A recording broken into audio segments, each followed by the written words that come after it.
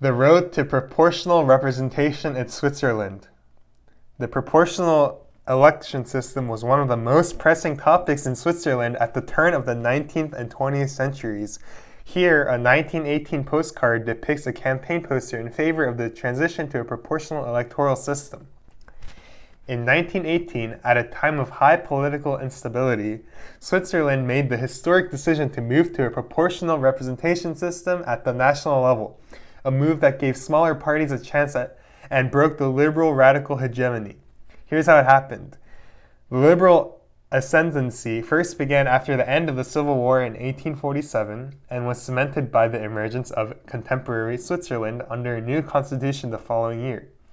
The liberal policy of rapid social and economic development in a single national market propelled the country to become one of the most developed in Europe. However, there was a negative side to the surge. The oligarchic Escher system, which concentrated national power in the hands of an elite few.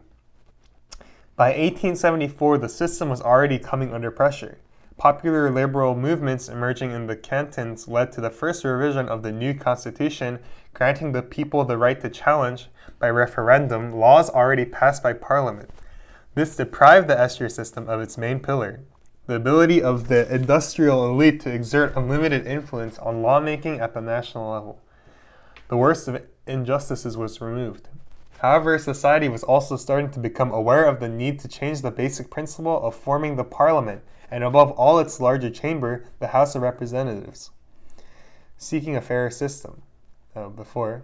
Cavalry on the Parla de Platz in Zurich, November 9th, 1918. Seeking a fairer system.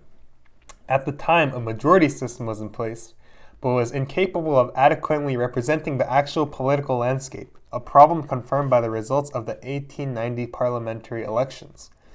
The system and its injustices became one of the most heated topics of debate in the country. Especially fierce attacks came from the left-wing Social Democrats. But the system couldn't be so drastically revised without proper consent. In a first national referendum on the issue in November 1900, voters rejected the idea of introducing a proportional representation system. It was also voted down in a second ballot a decade later.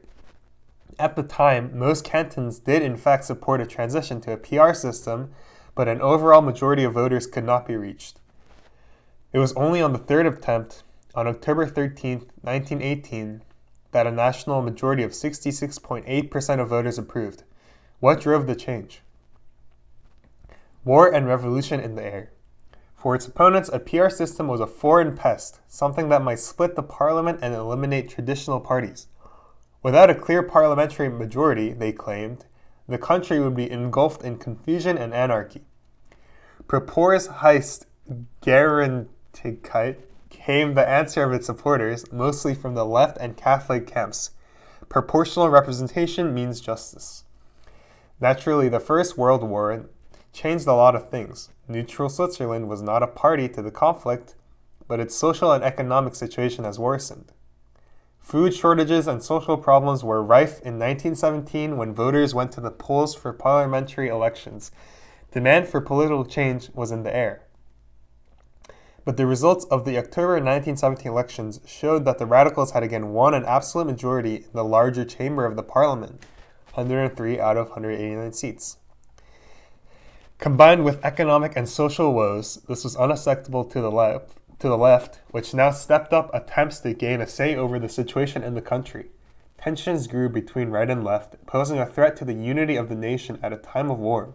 The government or federal council was called upon to use troops to stabilize the situation.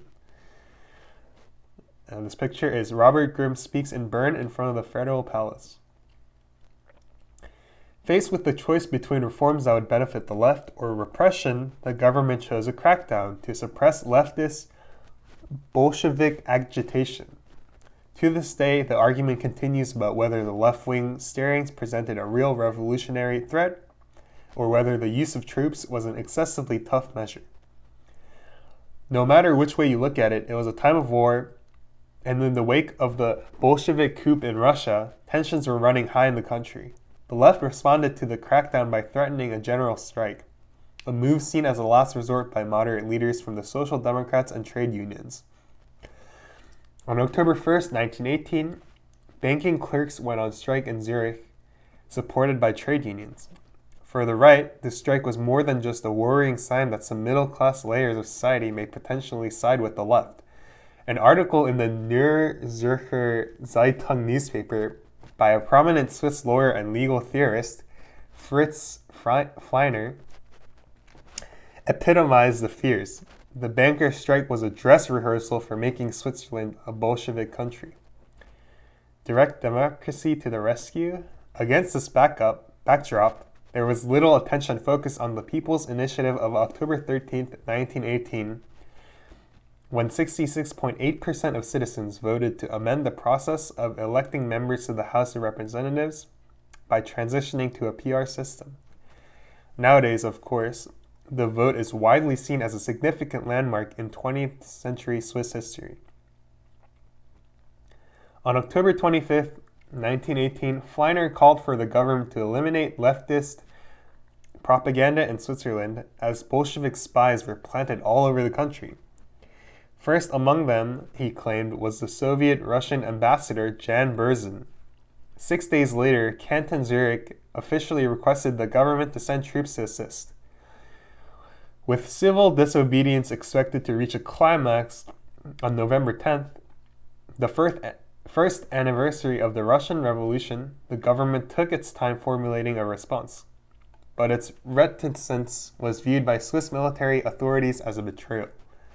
The French ambassador to Switzerland was of the same opinion and submitted a letter to the government, criticizing Swiss reluctance to take measures against the country's Bolshevization. The letter proved to be a decisive factor behind the government's decision to resort to force. On the evening of November 6, 1918, the army took control over Zurich, and Switzerland formally broke off official relations with Soviet Russia. General strike and escalation. In this context, Zurich trade unions called for left-wing leaders, who set up the Olten Action Committee to immediately launch a general strike. It quickly spread to 19 towns and cities with the center in Zurich. And it is Jan Berzin, the plenipotentiary of Soviet Russia in Switzerland, was accused of espionage and expelled from the country along with the entire embassy. However, the morning of November 10th saw an escalation with clashes between troops and those marking the anniversary of the Russian Revolution. Shots were fired, one serviceman was killed, and 3 demonstrators were wounded. What was the committee supposed to do? Call for further escalation to armed revolt? In that case, the left would be accused of working for Moscow, do nothing and betray the loyal strikers? One of the committee leaders, prominent Social Democrat Robert Grimm, found a solution. He drew up a hasty catalog of demands to be made to the government, including fresh elections to the House of Representatives using a PR system. To confirm that it was serious about its demands, the committee staged another general strike on November 11th. The next day, an extraordinary parliamentary session was held in Bern, attended by Grimm. Felix Callender, the president of Switzerland at the time, promised in a speech to consider the interests of the Social Democrats and allocate them broader responsibility in government. New PR Parliament. Following these words, Grimm made his own address to those gathered on Parliament Square in Bern. Once again, he laid out his catalogs of demands. However, inside, the proposal for a PR-decided election was rejected by the middle-class parliamentary majority, 120 votes to 14. The government gave up on negotiations with the Olten Committee, and on the same day, November 12th, expelled the entire Soviet embassy, including Ambassador Berzin. By this time, the whole country was under military control. On the night of November 13th, however, the Olten Committee resolved to call off the strike. By so doing, it became possible to de-escalate and to re-elect the House of Representatives, this time based on the principles of PR. The election was held a year later on October 26, 1919. The Liberals, nowadays known as the Radical Liberal Party, lost almost half of their seats from 103 to 60, while the Social Democrats gained from 20 to 41, along with the Party of Farmers, Tradesmen, and Citizens, today the Swiss People's Party, which went from 4 to 29 seats.